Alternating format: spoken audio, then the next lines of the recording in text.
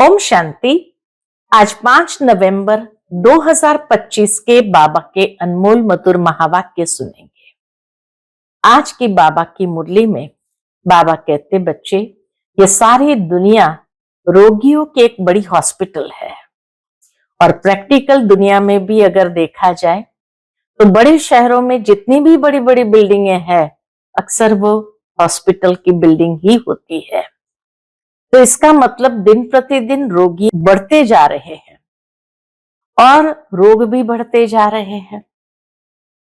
बाबा कहते, अब तुम बच्चों को यही बात स्मृति में रखनी है कि अब बाबा आए हैं हम बच्चों को घर ले जाने के लिए, और घर जाने का पुरुषार्थ करना है।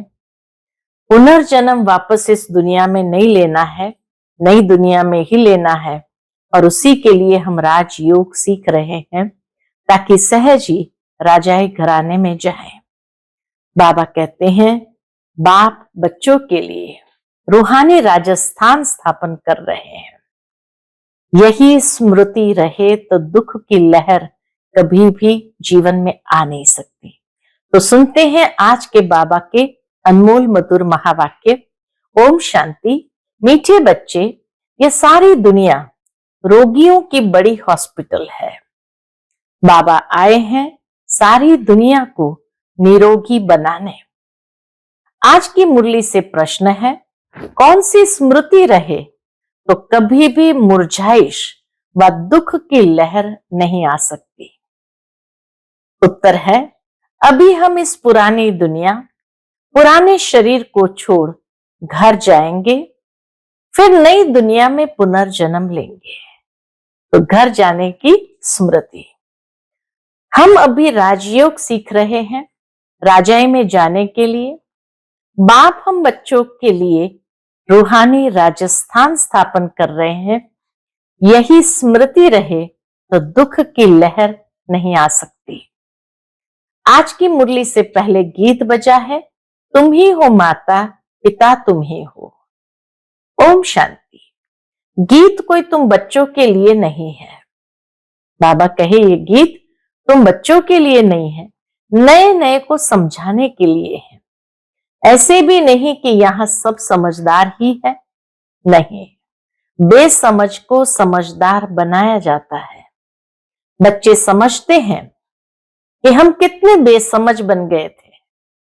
रियलाइजेशन तो होता है कि हर एक आत्मा ये महसूस करते हैं कि हम कितने बेसमझ बन गए थे। अब बाप हमको समझदार बनाते हैं।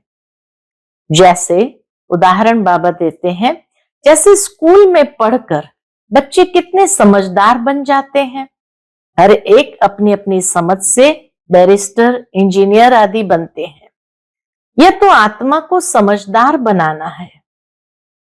यहां जो ज्ञान मिलता है उससे आत्मा को समझदार बनाना है। पढ़ती भी आत्मा है शरीर द्वारा, परंतु बाहर में जो भी शिक्षाएं मिलती है वह है अल्पकाल के लिए शरीर निर्वाह अर्थ। भल कोई कन्वर्ट भी करते हैं और धर्म में कन्वर्ट भी करते हैं, हिंदुओं को क्रिश्चियन बना देते हैं। इसलिए थोड़ा सुख पाने के लिए, पैसे, नौकरी आदि सहज मिलने के लिए, आजीविका के लिए। अब तुम बच्चे जानते हो, हमको पहले पहले तो आत्म अभिमानी बनना पड़े। मुख्य बात के ऊपर बाबा हमें ले आते हैं कि पहले पहले हमें आत्म अभिमानी बनना पड़े। यह है मुख्य बात, क्योंकि यह है रोगी दुनिया।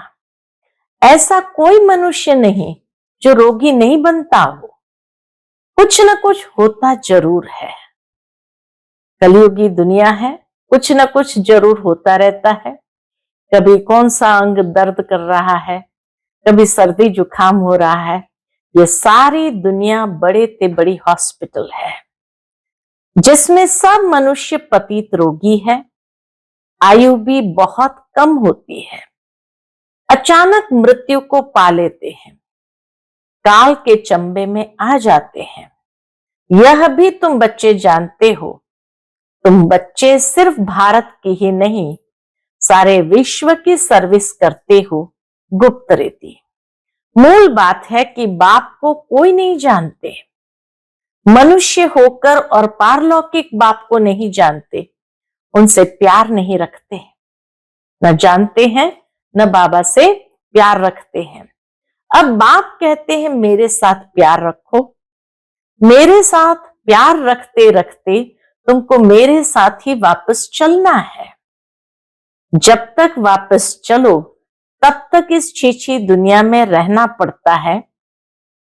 पहले पहले तो देह अभिमानी से देही अभिमानी बनो, देह अभिमानी से देही अभिमानी बनो, तब तुम धारणा कर सकते हो और बाप को याद कर सकते हो।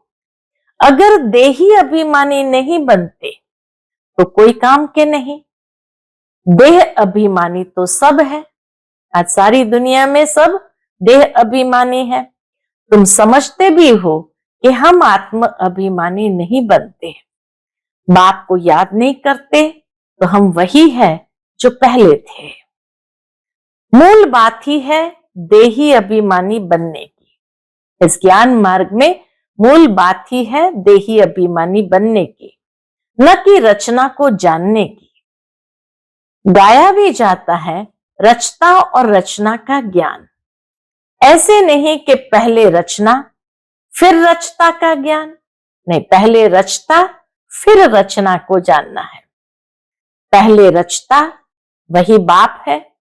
कहा भी जाता है एक गॉड फादर, वह आकर तुम बच्चों को आप समान बनाते हैं।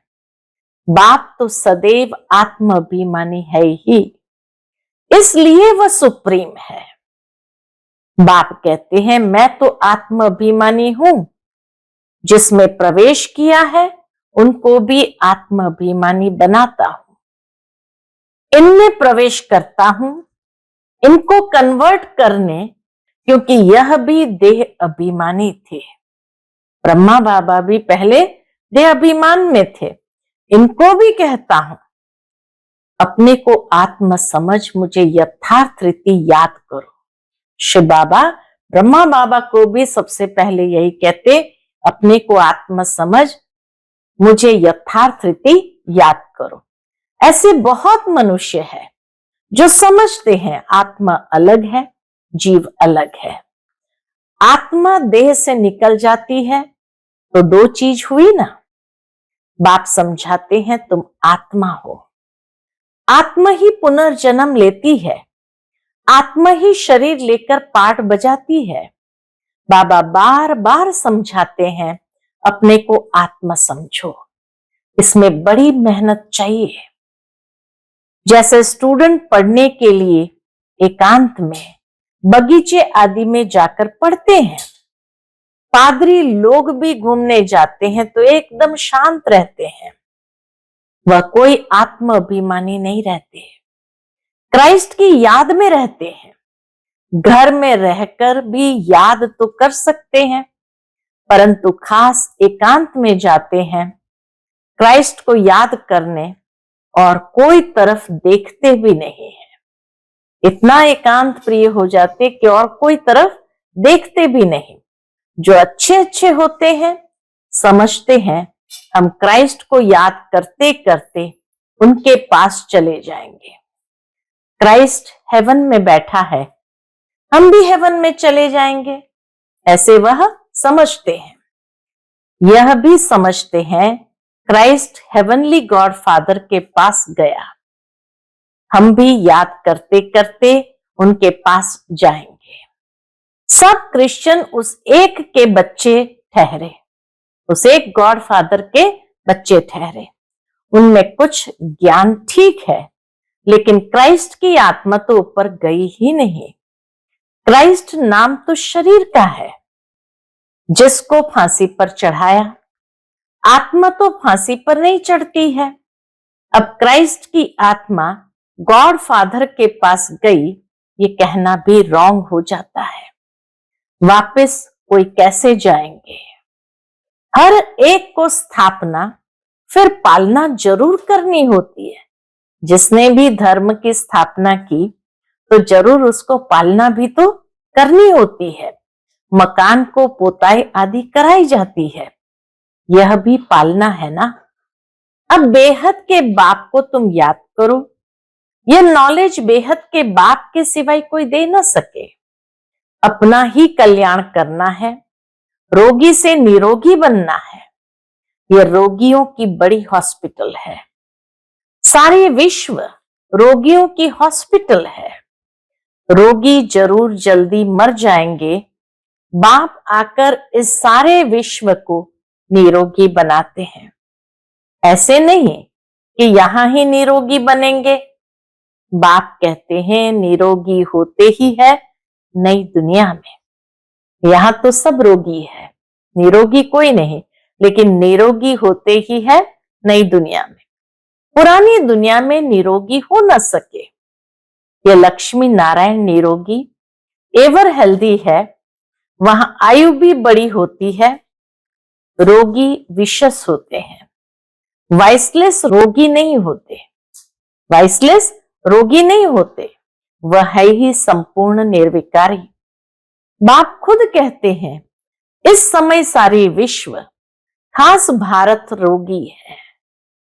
इस समय सारी विश्व, उसमें भी खास भारत रोगी है। तुम बच्चे पहले पहले निरोगी दुनिया में आते हो, निरोगी बनते हो याद की यात्रा से। याद से ही चले जाएंगे अपने स्वीट होम। यह भी एक यात्रा है, आत्मा की यात्रा है। बाप परमात्मा के पास जाने की यात्रा। यह आत्मा की यात्रा है, कहां जाने की? बाप परमात्मा के पास जाने की। यह है स्पिरिचुअल यात्रा। यह अक्षर कोई समझ नहीं सकेंगे।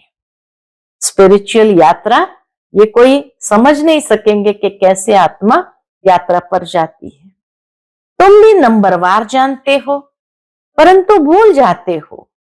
मूल बात है यह, समझाना भी बहुत सहज है, परंतु समझाए वह जो खुद भी रूहानी यात्रा पर हो। खुद होगा नहीं, दूसरे को बताएंगे तो तीर नहीं लगेगा। सच्चाई का जौहर चाहिए। हम बाबा को इतना याद करते हैं जो बस। स्त्री पति को कितना याद करती है। यह है पतियों का पति, बापों का बाप, गुरुओं का गुरु। गुरु लोग भी उस बाप को ही याद करते हैं। क्राइस्ट भी बाप को ही याद करते थे, परंतु उनको कोई जानते नहीं। गॉड फादर को कोई जानते नहीं। बाप जब आए तब आकर अपनी पहचान देवे। भारतवासियों को ही बाप का पता नहीं है तो औरों को कहां से मिल सकता? परिचय कहां से मिल सकता? विलायत से भी यहां आते हैं योग सीखने के लिए। समझते हैं प्राचीन योग भगवान ने सिखाया। यह है भावना। प्राचीन योग भगवान ने सिखाया तो यह है उनकी भावना। बाप समझाते हैं सच्चा सच्चा योग तो मैं ही कल्प कल्प आकर सिखलाता हूं। एक ही बार। मुख्य बात है अपने को आत्मा समझ बाप को याद करो। इसको ही रूहानी योग कहा जाता है। आत्मा समझकर बाप को याद करना, इसको ही रूहानी योग कहा जाता है। बाकी सबका है जिस्मानी योग। ब्रह्म से योग रखते हैं, वह भी बाप तो नहीं है, वह तो महतत्व है, रहने का स्थान। तो राइट एक ही बाप है। एक बाप को ही सत्य कहा जाता है। यह भी भारतवासियों को पता नहीं कि बाप ही सत्य कैसे है। वही सचखंड की स्थापना करते हैं। सचखंड और झूठखंड। तुम जब सचखंड में रहते हो तो वहां रावण राज्य ही नहीं होता। आधा कल्प बाद रावण राज्य झूठखंड शुरू होता है। सचखंड पूरा सतयुग को कहेंगे, फिर झूठखंड पूरा कलयुग का अंत। सचखंड सतयुग को कहेंगे, फिर झूठखंड पूरा कलयुग का अंत। अभी तुम संगम पर बैठे हो, न इधर हो न उधर हो, तुम ट्रैवल कर रहे हो, यात्रा कर रहे हो। आत्मा ट्रैवल कर रही है, आत्मा ही यात्रा कर रही है, शरीर नहीं। बाप आकर के यात्रा करना सिखलाते हैं, यहां से वहां जाना है, ये बुद्धि की यात्रा है। तुमको यह सिखलाते हैं। वो लोग फिर स्टार्स, मून आदि तरफ जाने की ट्रैवल करते हैं। अभी तुम जानते हो उनमें कोई फायदा नहीं, इन चीजों से ही सारा विनाश होना है। बाकी जो भी इतनी मेहनत करते हैं सब व्यर्थ। तुम जानते हो ये सब चीजें जो साइंस से बनती है वह भविष्य में तुम्हारे ही काम आएगी। ये ड्रामा बना हुआ है। बेहद का बाप आकर पढ़ाते हैं तो कितना रिगार्ड रखना चाहिए। टीचर का वैसे भी बहुत रिगार्ड रखते हैं। दुनिया में स्टूडेंट टीचर का वैसे भी बहुत रिगार्ड रखते हैं। टीचर फरमान करते हैं, अच्छी रीति पढ़कर पास हो जाओ। अगर फरमान को नहीं मानेंगे तो नापास हो जाएंगे। बाप भी कहते हैं, तुमको पढ़ाते हैं विश्व का मालिक बनाने। ये लक्ष्मी नारायण मालिक है, बल प्रजा भी मालिक है, परंतु दर्जे तो बहुत है ना। भारतवासी भी सब कहते हैं ना हम मालिक है। गरीब भी भारत का मालिक अपने को समझेगा, परंतु राजा और उनमें फर्क कितना है। गरीब भी समझेगा हम भारत के मालिक हैं, परंतु बाबा कहे दोनों में अंतर तो बहुत है। कहां गरीब प्रजा और कहां शाहूकार या राजा। नॉलेज से मर्तबे का फर्क हो जाता है। इसी तरह यहां भी जैसे जैसे नॉलेज को जीवन में धारण करते जाते हैं तो नॉलेज से ही मर्तबे का फर्क हो जाता है। नॉलेज में भी होशियारी चाहिए, पवित्रता भी जरूरी है, तो हेल्थ वेल्थ भी चाहिए। स्वर्ग में सब है ना।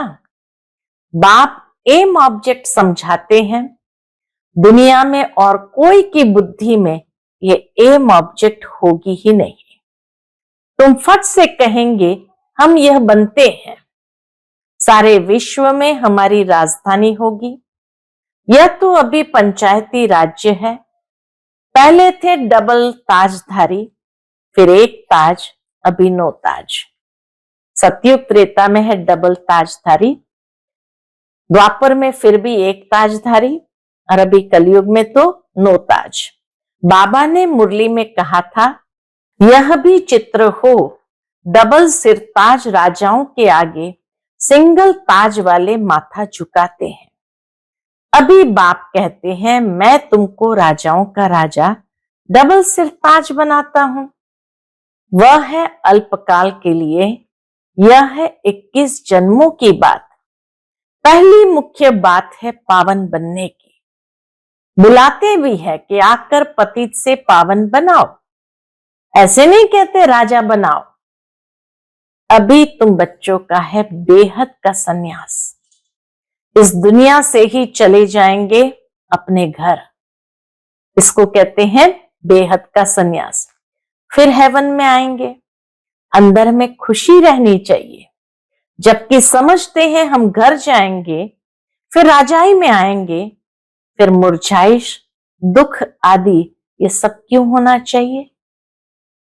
बाबा पूछते हैं कि जब जानते हैं हम घर जाएंगे फिर राजाई में आएंगे, तो फिर मुरझाइश, दुख आदि ये सब क्यों होना चाहिए। हम आत्मा घर जाएंगी, फिर पुनर्जन्म नई दुनिया में लेंगे। बच्चों को स्थायी खुशी क्यों नहीं रहती है। माया का ऑपोजिशन बहुत है, इसीलिए खुशी कम हो जाती है। पतित पावन खुद कहते हैं, मुझे याद करो तो तुम्हारे जन्म जन्मांतर के पाप भस्म हो जाएंगे। तुम स्वदर्शन चक्रधारी बनते हो, जानते हो, फिर हम अपने राजस्थान में चले जाएंगे। जानते हैं हम फिर अपने राजस्थान में चले जाएंगे। यहाँ भिन्न भिन्न प्रकार के राजाएं हुए हैं। अब फिर रूहानी राजस्थान बनना है, स्वर्ग के मालिक बन जाएंगे। क्रिश्चियन लोग हेवन का अर्थ नहीं समझते हैं, वह मुक्ति धाम को हेवन कह देते हैं। ऐसे नहीं कि हेवनली गॉड फादर कोई हेवन में रहते हैं, वह तो रहते ही है शांति धाम में। अभी तुम पुरुषार्थ करते हो पैराडाइज में जाने के लिए, यह फर्क बताना है। गॉड फादर है मुक्ति धाम में रहने वाला, हेवन नई दुनिया को कहा जाता है। फादर ही आकर पैराडाइज स्थापन करते हैं। तुम जिसको शांति धाम कहते हो, उनको वो लोग हेवन समझते हैं। यह सब समझने की बातें हैं। बाप कहते नॉलेज तो बहुत सहज है, यह है पवित्र बनने की नॉलेज, मुक्ति जीवन मुक्ति में जाने की नॉलेज जो बाप ही दे सकते हैं। जब किसको फांसी दी जाती है तो अंदर में यही रहता है, हम भगवान पास जाते हैं। फांसी देने वाले भी कहते हैं, क्या कहते हैं? गॉड को याद करो। गॉड को जानते दोनों नहीं हैं। उनको तो उस समय मित्र संबंधी आदि जाकर याद पड़ते हैं। गायन भी है, अंत काले जो स्त्री सिमरे, कोई न कोई याद जरूर रहता है। सतयुग में है ही मोह जीत, सतयुग में ही मोह जीत रहते हैं। यहाँ तो किसी न किसी की याद जरूर बनी रहती है। वहां जानते हैं एक खाल छोड़ दूसरी ले लेंगे, वहां याद करने की दरकार नहीं। इसलिए कहते हैं दुख में सिमरन सब करे, सुख में करे ना कोई। याद दुख है इसलिए याद करते हैं, परमात्मा बाप को याद करते हैं। भगवान से कुछ मिले, वहां तो सब कुछ मिला हुआ ही है। सतयुग में तो अप्राप्त नहीं कोई वस्तु जो भगवान को याद करना पड़े। तुम कह सकते हो हमारा उद्देश्य है मनुष्य को आस्तिक बनाना, धनी का बनाना। अभी सब निधन के हैं, हम धन का बनते हैं। सुख शांति संपत्ति का वर्षा देने वाला बाप ही है। इन लक्ष्मी नारायण की कितनी बड़ी आयु थी यह भी जानते हैं। भारतवासियों की पहले पहले आयु बहुत बड़ी रहती थी, अब छोटी है। क्यों छोटी हुई है? आयु क्यों छोटी हुई है ये कोई भी नहीं जानते। तुम्हारे लिए तो बहुत सहज हो गया है समझना और समझाना, सो भी नंबरवार है। समझानी हर एक की अपनी अपनी है। जो जैसी धारणा करते हैं ऐसे समझाते हैं। बाबा कहे जिसकी जैसी धारणा वैसी उसकी समझ, और वैसा ही वो दूसरों को भी समझा पाएंगे। अच्छा, मीठे मीठे सिकिलदे बच्चों प्रति माता पिता बाप दादा का याद प्यार और गुड मॉर्निंग। रूहानी बाप की रूहानी बच्चों को नमस्ते। हम सब रूहानी बच्चों की रूहानी माता पिता बाप दादा को याद प्यार गुड मॉर्निंग और नमस्ते नमस्ते। शुक्रिया बाबा, शुक्रिया। आज की मुरली से धारणा के लिए मुख्य सार है। पहली पॉइंट, जैसे बाप सदैव आत्म अभिमानी है, ऐसे आत्म अभिमानी रहने का पूरा पूरा पुरुषार्थ करना है। एक बाप को दिल से प्यार करते करते बाप के साथ घर चलना है। दूसरी पॉइंट, बेहद के बाप का पूरा पूरा रिगार्ड रखना है, अर्थात बाप के फरमान पर चलना है। बाप का पहला फरमान है, बच्चे अच्छी रीति पढ़कर पास हो जाओ। इस फरमान को पालन करना है। आज का बाप दादा का मधुर वरदान हम बच्चों के लिए है, शक्तिशाली सेवा द्वारा निर्बल में बल भरने वाले सच्चे सेवाधारी भव। शक्तिशाली सेवा द्वारा निर्बल में बल भरने वाले सच्चे सेवाधारी भव। सच्चे सेवाधारी की वास्तविक विशेषता है निर्बल में बल भरने के निमित्त बनना। सेवा तो सभी करते हैं, लेकिन सफलता में जो अंतर दिखाई देता है उसका कारण है सेवा के साधनों में शक्ति की कमी। जैसे तलवार में अगर जौहर नहीं तो वह तलवार का काम नहीं करती, ऐसे सेवा के साधनों में यदि याद की शक्ति का जौहर नहीं तो सफलता नहीं। इसलिए शक्तिशाली सेवाधारी बनो, निर्बल में बल भरकर क्वालिटी वाली आत्माएं निकालो, तब कहेंगे सच्चे सेवाधारी। आज का स्लोगन है, हर परिस्थिति को उड़ती कला का साधन समझकर सदा उड़ते रहो। हर परिस्थिति को उड़ती कला का साधन समझकर सदा उड़ते रहो। आज का अव्यक्त इशारा है, अशरीरी व विदेही स्थिति का अभ्यास बढ़ाओ। उसके अंतर्गत बाबा कहते, वैसे अशरीरी होना सहज है, लेकिन जिस समय कोई बात सामने हो, कोई सर्विस के झंझट सामने हो, कोई हलचल में लाने वाली परिस्थितियां हो, ऐसे समय में सोचा और अशरीरी हो जाए, इसके लिए बहुत समय का अभ्यास चाहिए। सोचना और करना साथ साथ चले तब अंतिम पेपर में पास हो सकेंगे। सोचना और करना साथ साथ चले तब अंतिम पेपर में पास हो सकेंगे। अच्छा, ओम शांति।